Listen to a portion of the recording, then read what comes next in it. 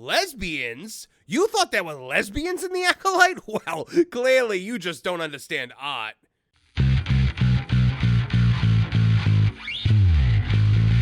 Hello, I'm Marvin, and I'm the Movie Monster. You know, I'm getting tired of talking about The Acolyte and its block-headed writer, director, showrunner, Harvey Weinstein's former personal assistant, Leslye Headland. But as the show keeps getting worse and she keeps saying stupid things, both in a script and real life, my hands are tied on this matter.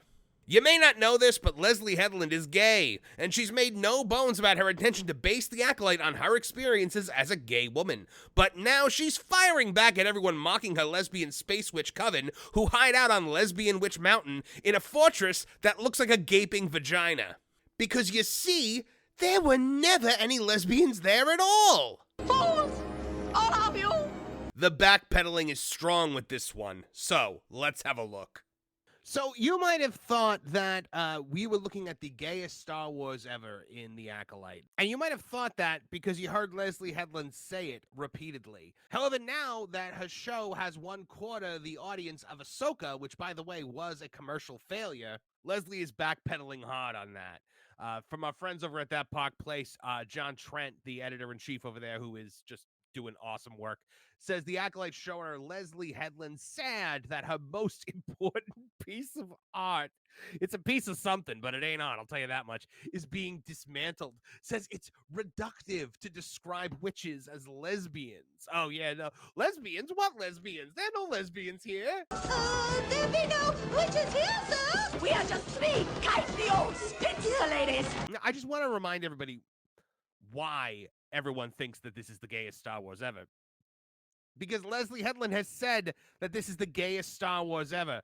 When The Wrap interviewed her and Amanda Sameface, he are actually making a different face for once. It's the first time I've ever seen her do anything other than her one dullard facial expression. They cackled. They cackled when they said it's the gayest Star Wars ever. This is terribly uncomfortable. Amanda Sameface said, I think Star Wars is so gay already. I mean, have you seen the fits? We'd be like, look how gay this is. And send each other reference photos. Oh my God. What must it be like to live in your head? Of course, Lesly Headland then made jokes about C-3PO and R2-D2 being a gay couple. I never covered that because it was obviously a joke. I mean, we've all made that joke before. But some people actually like clung to that and thought that it was real and like were like celebrating the fact that, oh, canonically C-3PO and R2-D2 are gay. And I'm like, no, they're droids. They're not gay. They're not straight. They're not male. They're droids. They're droids. So when somebody said, when the interviewer said that The Acolyte is the gayest installment in the sci-fi franchise by a considerable margin, Leslie Hedberg and Amanda Stenberg immediately started to vogue as Taylor asked Headland if she was excited about this element of the series becoming a talking point and if this was a fun element to bring to the series. And Leslie said, no, I don't think so. And yet, people have told me that it's the gayest Star Wars, and I'm frankly into it. And then her and Amanda Sameface then cracked up and cackled.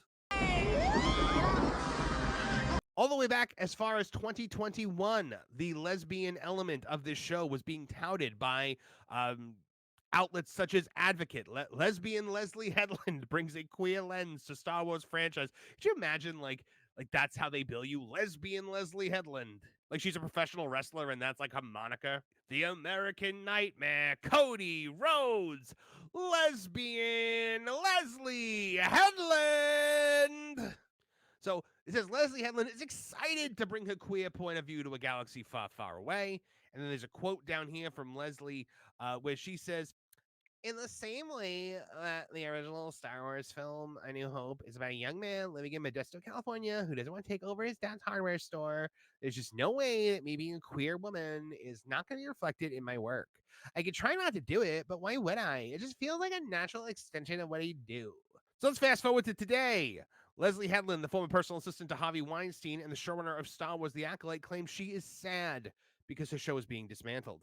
Speaking with The Hollywood Reporter, Headland stated, honestly, I feel sad that the people would think if something were gay, that would be bad. She then added, it makes me feel, by the way, no one thinks that if something is gay, that it's bad, okay? I don't care if you have gay characters. I love House of the Dragon. House of the Dragon has got gay characters at the wazoo. My favorite show is Buffy the Vampire Slayer, where one of the main characters was gay. Here's the thing. Those characters were not all about the fact that they were gay. It was not agenda driven into the show like a railroad spike. It was just an aspect of those characters. She added, "It makes me feel sad that a bunch of people on the internet would somehow dismantle what I consider to be the most important piece of art that I've ever made. Art." She called this art. This is art in the way that, like, on Doug, that episode of Doug, when Pork Chop and that raccoon ran over a piece of paper that people were like, "Oh my God, it's artwork." No, it's garbage. It's absolute mind-numbing garbage. Then again, a lot of modern art is garbage, so, maybe that makes sense. The showrunner would also address her interview with The Wrap, where she said she was into Acolyte being the gayest Star Wars ever made. Now Headland tells The Hollywood Reporter, "I was surprised by the question. Amanda and I just burst out laughing because that's our knee-jerk reaction to being asked that. But to be honest, I don't know what the term gay means in that sense." Yes, Leslie, you understand what the word gay means. Stop it. Are you Bill Clinton? It depends on what the word means. She then added, "I don't believe I've created queer with a capital Q content." So now, so it went from being, as a queer woman, she had to inject queerness into it, to now, "I don't believe I've created queer content." AKA somebody from Lucasfilm, or more accurately, probably Disney, probably from Bob Iger's office, contacted her or contacted Kathy and was like, "You need to get people to watch this show because this is a disaster. $180 million on this, 2 rounds of reshoots on this, and nobody is watching it except for people on YouTube that are ripping it apart." Leslie would also address the lesbian space witches she introduced in the 3rd episode of the show. In fact, the witches were confirmed to be lesbians in a puff piece by Brooks Bonds in the New York Times before an episode of the show even aired. He reported, "Jodie Turner-Smith plays the lesbian leader of a regal coven of witches." If you think that didn't come directly from Lesly Headland or Lucasfilm, you got another thing coming. But despite the show marketing the space witches as lesbians, Headland now tells THR, "They're in a matriarchal society. As a gay woman, I knew I did read that their sexuality is queer, but there also aren't any men in their community, so a closeness between the two of them would be natural." So you're telling me that they're lesbians because they're bored? Because there's no ween in the immediate area, Leslie? Isn't that kind of like horrifically offensive to the gay community, that like they're not just naturally lesbians, they weren't born that way, they're just lesbians because there's no men around? Good Lord, how do you say that? How do you, a gay woman, say that? I'm not going to tell people what they get offended by, but holy hell. She then stated, "I would say it's really reductive to call them lesbians." You called them lesbians in the New York Times. He did not make up lesbian leader of a regal coven of witches. Was the New York Times reductive? Please tell the New York Times that they're reductive, Leslie. "I think it means you're not really paying attention to the story." No, Leslie, we're paying attention to the story. Trust me. There's not much to follow. It's as deep as a Dixie cup. You have characters that make decisions clearly based on the fact that, well, the script tells me that I got to do this now. Full review of episode 4 coming over the weekend on Monday at the latest.